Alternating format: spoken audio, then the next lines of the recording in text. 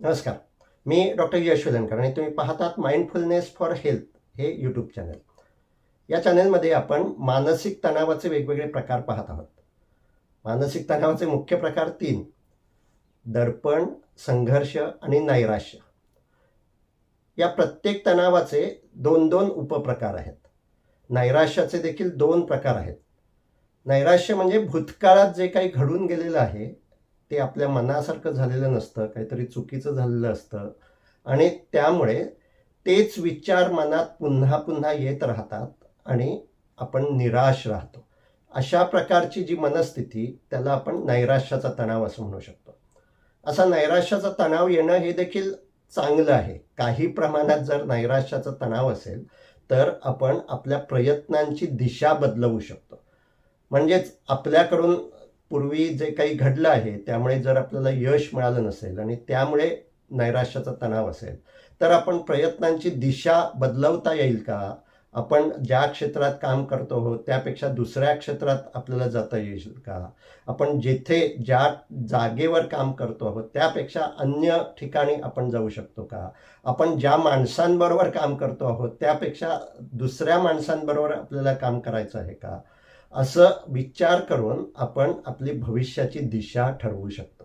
त्या दृष्टीनं नैराश्याचा तणावसुद्धा थोड्या प्रमाणात येणं हे उपयोगी आहे. मात्र हाच तणाव जर अधिक प्रमाणात असेल आणि त्याची तीव्रता अधिक असेल तर तो माणसाला डिप्रेशनमध्ये नेऊ शकतो.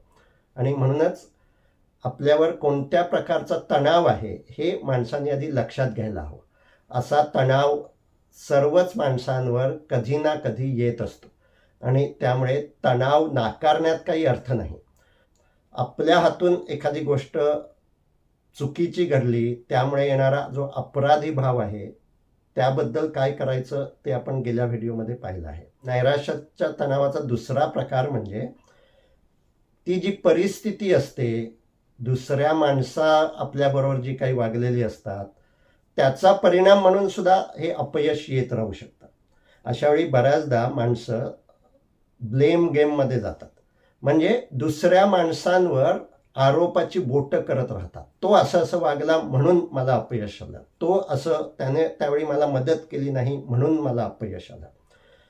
असे विचार करत राहणं म्हणजे सतत नैराश्यात राहणं आहे. एकदा आपल्या लक्षात आलं की आपल्या अपयशाचं कारण कदाचित दुसऱ्यांना योग्य प्रकारे सहकार्य न करणं हे असू शकतं. योग्य प्रकारची साथ मिळाली नाही तर अपयश येऊ शकतं. आता आपल्याला त्या नैराश्याच्या तणावाचा विचार करून भविष्याची दिशा ठरवायला हवी आणि त्यासाठी विचार करायला हवा. त्यामुळे नैराश्याचे जे 2 प्रकार आहेत ते 2 प्रकार आपण असे म्हणू शकतो. एक म्हणजे अपराधी भावामुळे येणारं नैराश्य आणि दुसरं अपयशामुळे येणारं नैराश्य.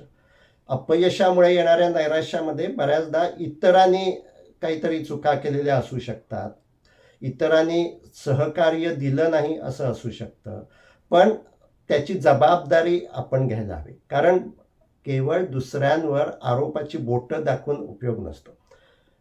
माणसं अशी असू शकतात, वागू शकतात.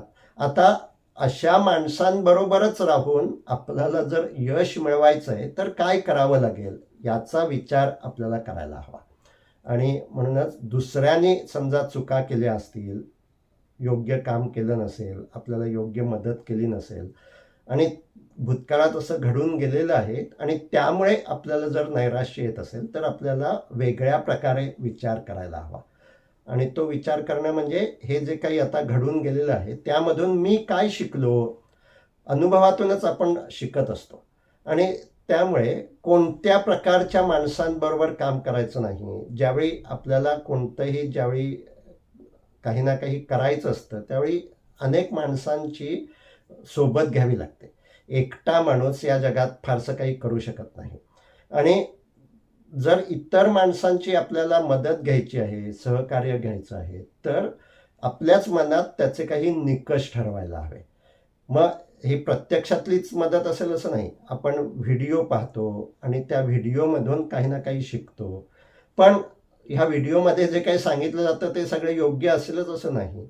आणि ज्यावेळी आपण असं पाहतो आणि ठरवतो की या माणसानं हे जे सांगितलं त्यानुसार आपण वागत होतो, पण त्यामुळे हा नैराश्याचा तणाव काही गेला नाही.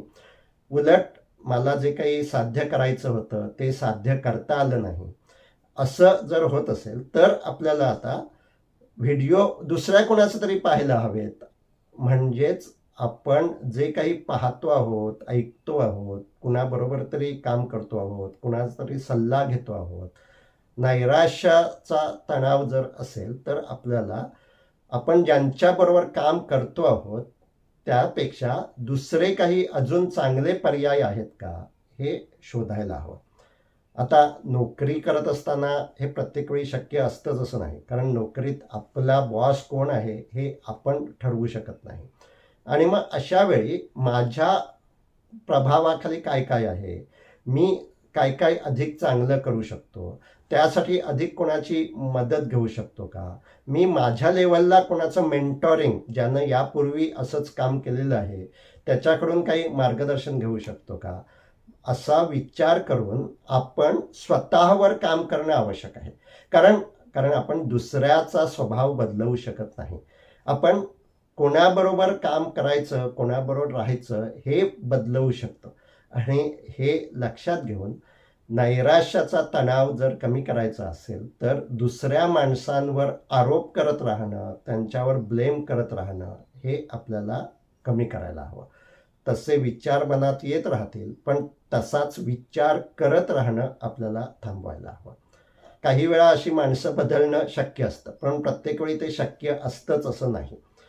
म्हणजेच आपला जोडीदार असेल आणि त्याच्या वागण्यामुळेच आपल्याला समजा नैराश्य येत असेल तर तर केवळ तेवढ्यामुळे तो जोडीदार बदलावा हे काही योग्य नाही. मग जे आपल्याला बदलता येत नसेल त्याचा स्वीकार करणं हे आवश्यक आहे.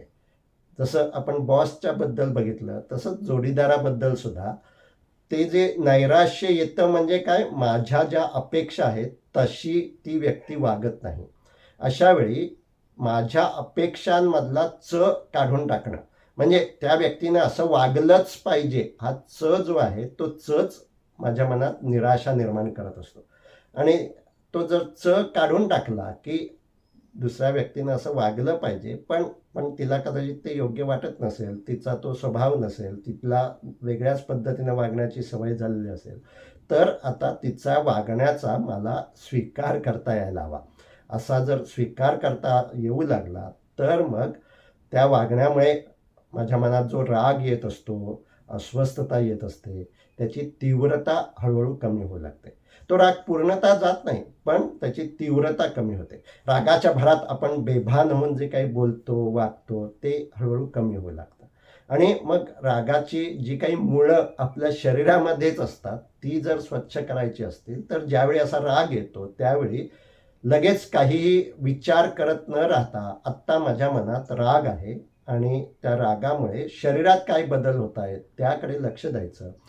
जसं भीतीच्या वेळी छातीत धडधडतं तसंच रागाच्या वेळी सुद्धा आपल्या शरीरात अनेक बदल होत असतात. आपण शरीराकडे लक्ष देण्याचा सराव अधिक वेळ केला तर आपल्याला ते समजू लागतात. आता ज्यावेळी कोणत्याही गोष्टीमुळे, दुसऱ्याच्या एखाद्या चुकीमुळे किंवा कदाचित आपल्याही चुकीमुळे राग येतो त्यावेळी त्या रागाचा परिणाम म्हणून आता शरीरात जे बदल होतात त्याकडे लक्ष द्यायचं. आत्ता छातीत, पोटात, डोक्यात काही जाणवतंय का याकडे अर्धा मिनिट, 1 मिनिट लक्ष द्यायचं. आणि असे काही ना काही जे बदल होतात ते जाणवणं हा प्रगतीचा टप्पा आहे. आपण शरीराकडे लक्ष देण्याचा सराव केला तर हे शरीरातले बदल जाणवू लागतात. आता असे बदल जाणवले की त्यावर प्रतिक्रिया करायची नाही, कारण त्यावरची प्रतिक्रिया म्हणजे पुन्हा नैराश्य वाढवणं आहे. त्यामुळे शरीरात जे काही होतं आहे त्याचा देखील स्वीकार करायचा, मनात जे काही चाललं आहे त्याचा देखील स्वीकार करायचा. आणि नैराश्याचा तणाव कमी करण्यासाठी स्वीकार हे एक खूप महत्त्वाची गोष्ट आहे. स्वीकार म्हणजे त्यावरच विचार करत राहणं, हे असं नको असा विचार करत राहणं, अशी प्रतिक्रिया करत राहणं हे आपण थांबवू शकतो. आपल्या बुद्धीनं हे पटवून घ्यायला हवं आणि मग प्रत्यक्षात ज्यावेळी असं घडतं त्यावेळी त्याच प्रकारे विचार करत न राहता आपण त्या विचारांच्या प्रवाहातून स्वतःला अलग करू शकतो. तो अलग करण्याचा एक उपाय म्हणजे स्वतःच्या शरीरावर लक्ष द्यायचं, त्यावेळी मनात असतात ते आपोआप आलेले विचार असतात. आता त्या विचारांचाही स्वीकार करायचा, शरीरात काय चाललंय त्याचाही स्वीकार करायचा आणि नंतर 1-2 मिनिटानंतर काय बोलायचं आहे ते ठरवायचं. असं जर आपण करू लागलो तर या नैराश्याच्या तणावातून आपण बाहेर पडू शकतो. नैराश्याचा तणाव हा खूप अधिक प्रमाणात समाजामध्ये आहे.